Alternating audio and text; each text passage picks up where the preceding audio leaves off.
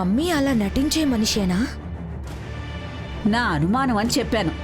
అది నిజమా అబద్ధమా అనేది మీ అమ్మే చెప్పాలి. అదేంటో తెలుసుకుంటాను.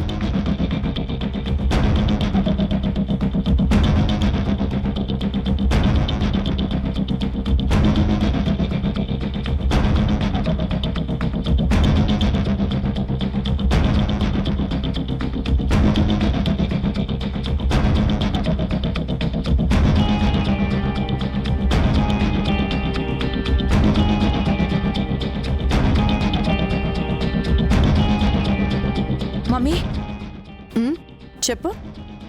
డాడీని డిశ్చార్జ్ చేస్తామని డాక్టర్స్ ఏమైనా చెప్పారా? లేదే. అయినా స్పృహలోకి రాకుండా డిశ్చార్జ్ ఎలా చేస్తారు బేబీ? ఎందుకలా అడిగా? డౌట్ వచ్చి అడిగాను మమ్మీ. అదే, ఆ డౌట్ ఎందుకు వచ్చింది అని.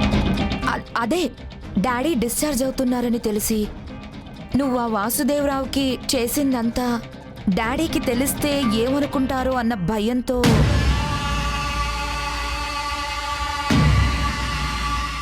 ఆ వాసుదేవరావుని అన్నయ్య అన్నయ్య అని నువ్వు చేసిన అన్యాయానికి ఆయింట్మెంట్ రాస్తూ డాడీ నిన్ను ఏమీ అనకుండా కొత్త డ్రామా మొదలు పెట్టావేమో అని చిన్న డౌట్ వచ్చింది. నిజమే కదా మమ్మీ? నాకొచ్చిన డౌట్ నిజమే కదా?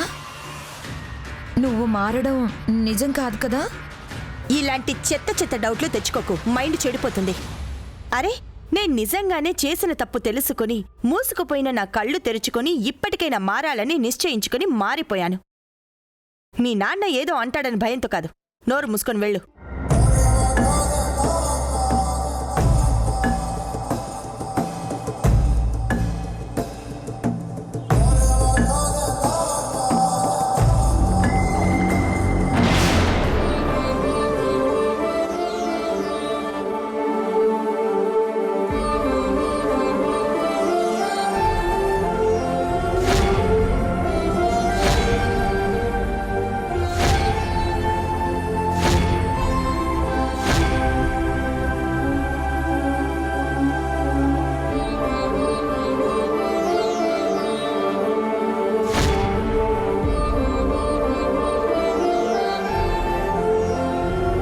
అన్నయ్య, మీ స్నేహాన్ని నేనే కదా విడదీశాను.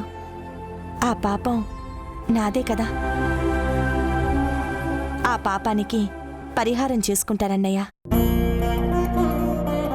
విడదీసిన ఈ చేతులతోనే మీ ఇద్దరిని నేను కలుపుతాను. మీకు నేను చేసిన అన్యాయానికి న్యాయం చేస్తానన్నయ్య. మీకొచ్చినటువంటి కష్టాన్ని నేను తీరుస్తాను.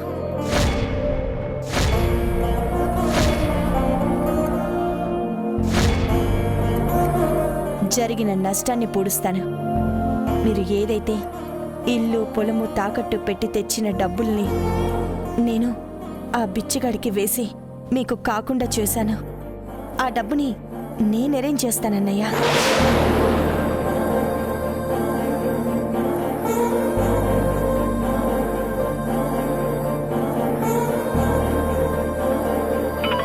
హలో భాషా, మేడం, నేను చెప్పినంత డబ్బుని ఇంటికి తీసుకురమ్మని చెప్పాను కదా, ఇంకా రాలేదే? మేడం, అది ఏంటి భాషా? ఆ కంపెనీలో మీరు కొన్న షేర్ వాల్యూ మొత్తం పడిపోయింది మేడం. వాళ్ళంత డబ్బు ఇవ్వరు మేడం. Share values పడిపోయాయా? అలా ఎలా జరిగింది?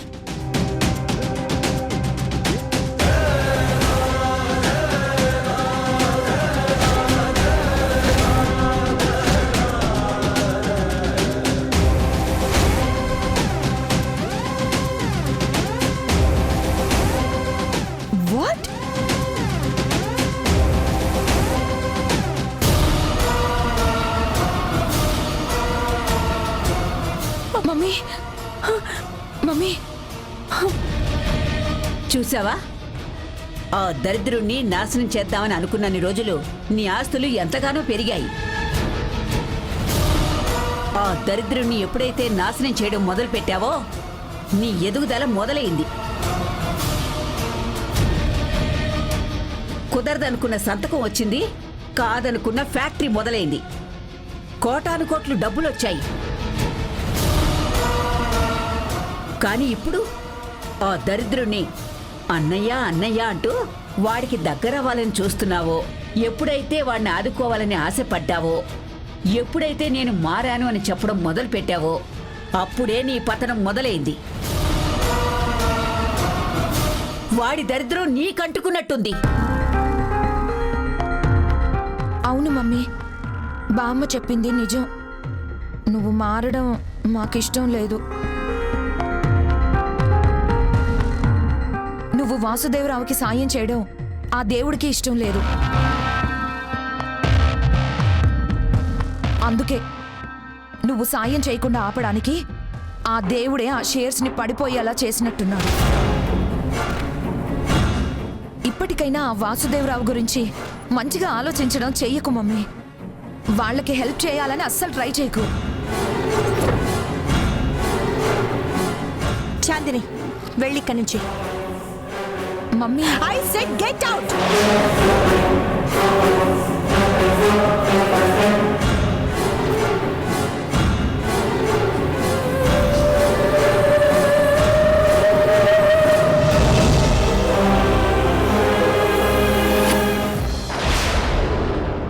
నీకు నేను, నాకు నువ్వు, ఒకరికొకరం నువ్వు నేను.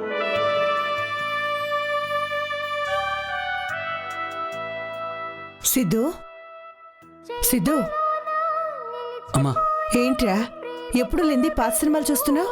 పాత సినిమానే కానీ ప్రేమ గురించి పీక్స్లో చెప్పిన సినిమా అమ్మాయిది. ప్రేమికులంటే అలా ఉండాలి, అలాగే ఉండాలన్నట్టు ఉంటుందమ్మా. ఈ సినిమా ఎందుకో సినిమాలా అనిపించదు, నిజంలా అనిపిస్తుంది. నిజంగా మన పక్కనే జరుగుతున్నట్టుగా అనిపిస్తుందమ్మా. కావాలంటే చూడు, ముఖ్యంగా ఈ సినిమా క్లైమాక్స్ ఉంది చూడు, చాలా గొప్ప క్లైమాక్స్ అమ్మా. అందుకే మళ్ళీ రిపీట్ వేసుకొని చూస్తున్నాను. అమ్మాయి అబ్బాయి ఒకరినొకరు ప్రాణంగా ప్రేమించుకుంటారమ్మా, కానీ వాళ్ళ పెద్దలుంటారు కదా, అదే మన భాను వాళ్ళ నాన్నలాగా, వాళ్ళు వాళ్ళ ప్రేమను ఒప్పుకోరమ్మా. కానీ ప్రేమికులున్నారే, వీళ్ళు విడిపోరమ్మా. కలిసి బ్రతకలేమని చెరోదారి చూసుకుని ప్రతిరోజు చస్తూ బతకకుండా ఒకేసారి చచ్చిపోతారమ్మా.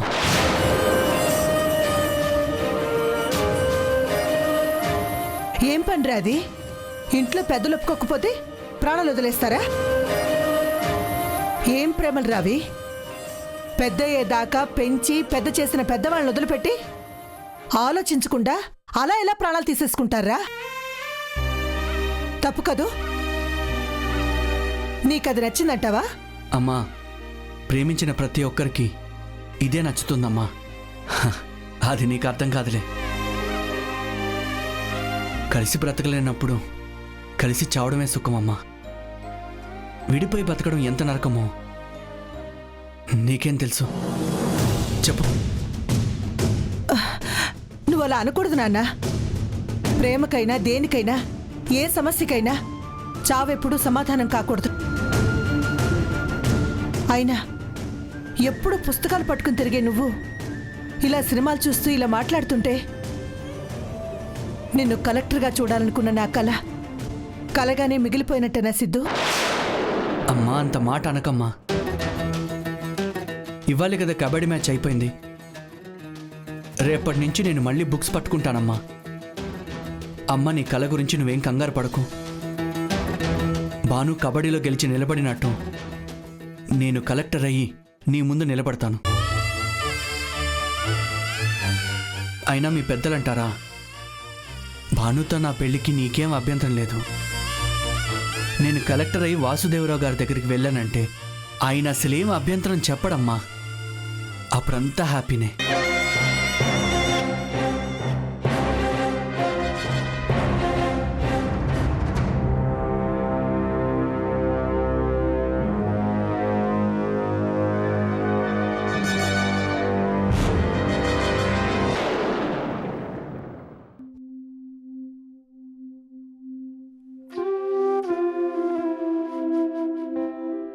వాసుదేవరావు గారు, వాసుదేవరావు గారు,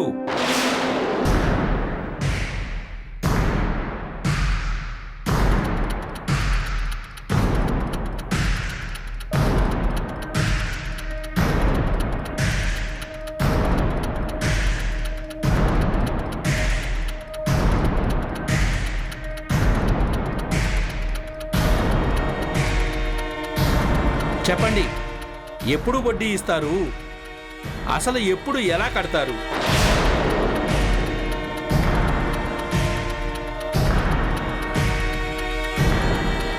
సెటు రండి రండి. నమస్తే. నమస్తే, రండి కూర్చోండి. పర్వాలేదు. అది వడ్డీ కట్టారు, సంతోషం. ఇంకా 3 నెలల వరకు మిమ్మల్ని ఇబ్బంది పెట్టను, మీ గడప తొక్కను. వడ్డీ కట్టడం ఏంటి? ఎవరు కట్టారు? అదిగో మీ అమ్మాయి భానుమతి వచ్చి కట్టింది.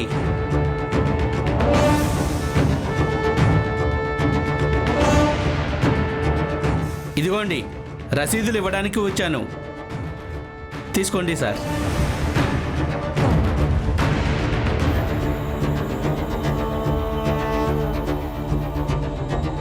వస్తానండి వాసుదేవరావు గారు.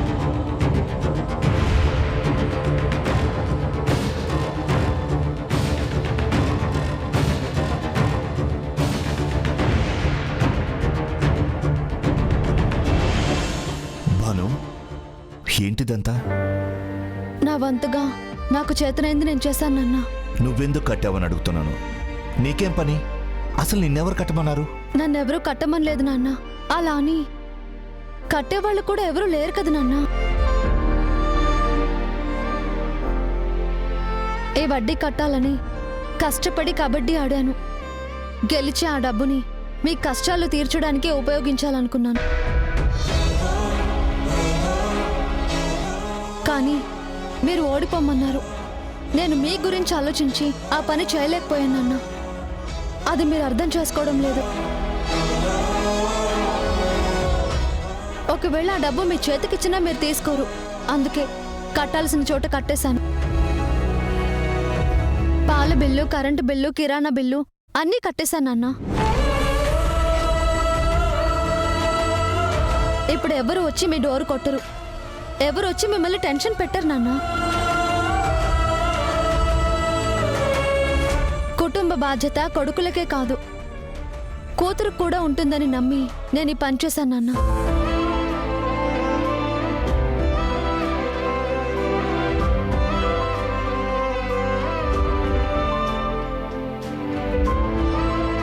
భాను, నువ్వు మా కూతురువి కాదే, కొడుకువి, మా కొడుకువి.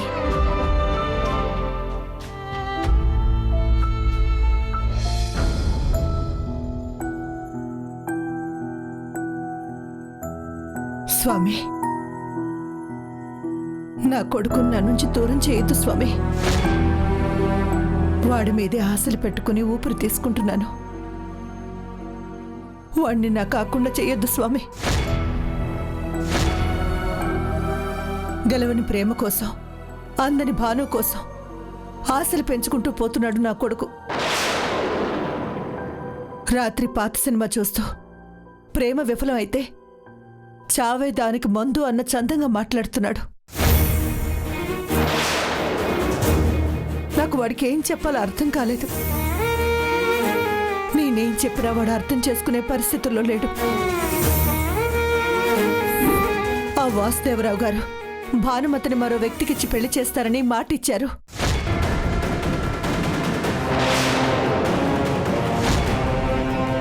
వాసుదేవరావు గారు మాటిచ్చారంటే పేట్ల మీద పెళ్ళైనట్టే అని నా కొడుకుతో నేను ఎలా చెప్పాలి స్వామి?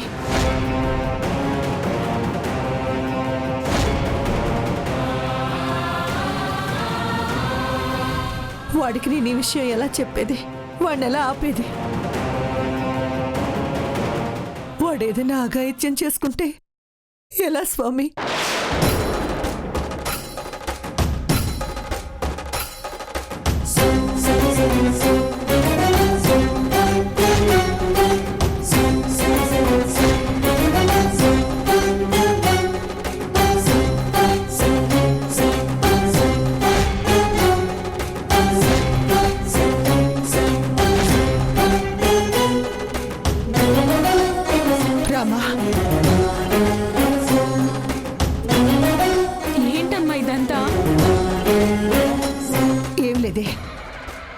ఏదో ఊరికే అంతా నేను విన్నానమ్మా. ఆ వాసుదేవరావు అంకుల్కి ఇచ్చిన మాట గురించి దేవుడి దగ్గర చెప్తే ఎలా అమ్మా? అన్నయ్య ప్రేమ గురించి, అన్నయ్య పెంచుకున్న ఆశ గురించి ఆ వాసుదేవరావు అంకుల్కి చెప్తే ఆయన ఇచ్చిన మాటని వెనక్కి తీసుకునే ప్రయత్నం చేయొచ్చు కదా. ఇచ్చిన మాట వెనక్కి తీసుకోరమ్మా వాసుదేవరావు గారు. మీరు చిన్నపిల్లలు కదా, మీకు తెలీదు. నేను పెళ్లి చేసుకుని ఈ ఊరికి వచ్చినప్పటి నుంచి చూస్తున్నానమ్మా అతన్ని. ఊరి కోసం ప్రాణం ఇచ్చే మనిషి. అలాంటి మనిషి ఊరి జనం ముందు మాటిచ్చారు అంటే ఆ దేవుడొచ్చి చెప్పినా మాట తప్పరు. పైగా ఏ పరిస్థితుల్లో ఆయన మాటిచ్చారో నేను కళ్ళారా చూశానమ్మా. సరేనమ్మా, చూసావు. అంకుల్ మాట సంగతి చెప్పావు. మరి అన్నయ్య ప్రేమ సంగతి ఏంటమ్మా? మాట తప్పితే అంకుల్ ప్రాణం వదిలినట్టే అంటున్నావు. మరి ప్రేమలో ఫెయిల్ అయితే అన్నయ్య ప్రాణాలతో ఉంటాడనుకుంటున్నావా? రామా, వాడు ఎక్కడ ప్రాణం మీదకి తెచ్చుకుంటాడని బాధపడుతున్నానే. ఈ బాధకు ఎక్కడ ముగింపు దొరుకుతుందో తెలియక దేవుణ్ణి వేడుకుంటున్నాను రామా.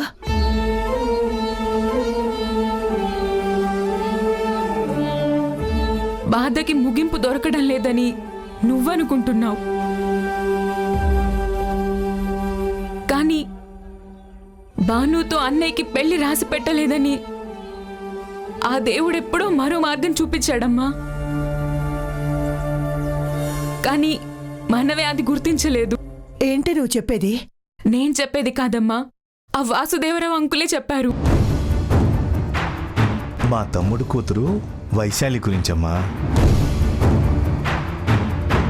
మా వైశాలి మీకు నచ్చితే, మీ ఇంటి కోడలుగా చేసుకోవడానికి మీరు సిద్ధపడితే మాట్లాడడానికి ఎప్పుడైనా రావచ్చు. భాను మరొక వ్యక్తిని పెళ్లి చేసుకుని దూరం అవ్వకముందే అన్నయ్యకి ఇంకొకరితో పెళ్లి జరిపిస్తే ఘోరం జరగకుండా ఆపచ్చమ్మా.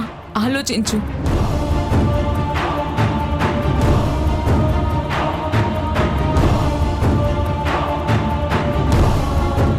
వాసుదేవరావు గారితో మాట్లాడాలి. మాట్లాడతాను.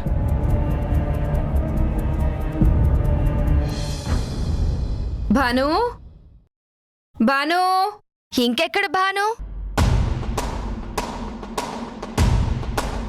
ఏమైంది? ఇప్పుడే ఇందాకే చక్కగా రెడీ అయ్యి నీట్గా వెళ్ళిపోయింది.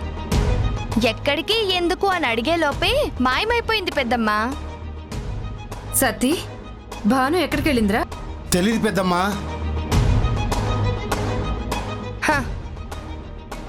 వాడికి తెలిసినా చెప్తాడా ఏంటి పెద్దమ్మా?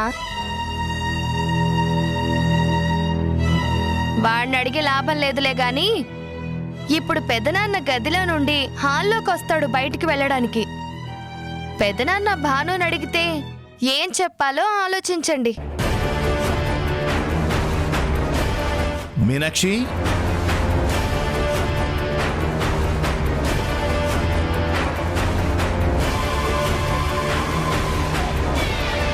పెదనాన్న పిలుస్తున్నారు పెద్దమ్మా. ఆయన పిలుస్తుంది వినపడుతుంది కానీ భాను ఎక్కడికి వెళ్ళింది? ఇదిగో ఇక్కడుంది.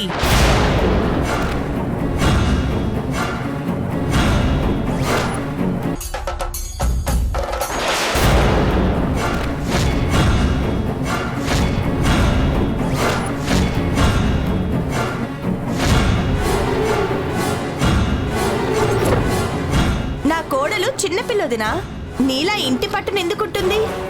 అలా బయటికి వెళ్ళుంటుంది. వస్తుందిలే.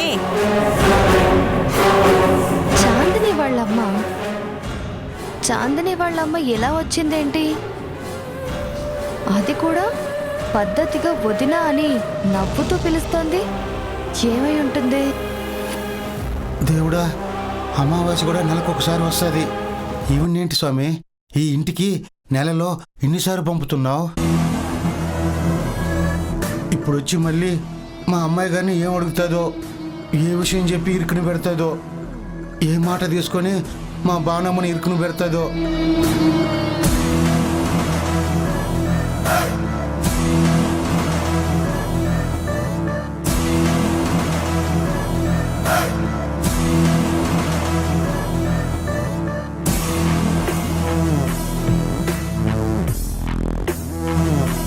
ఏంటదినా ఏదో భూతాన్ని చూసినట్టు అలా చూస్తున్నావు?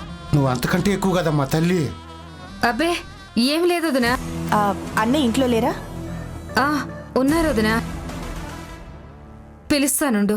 మీనాక్షి, పిలిస్తే పలకవేంటి?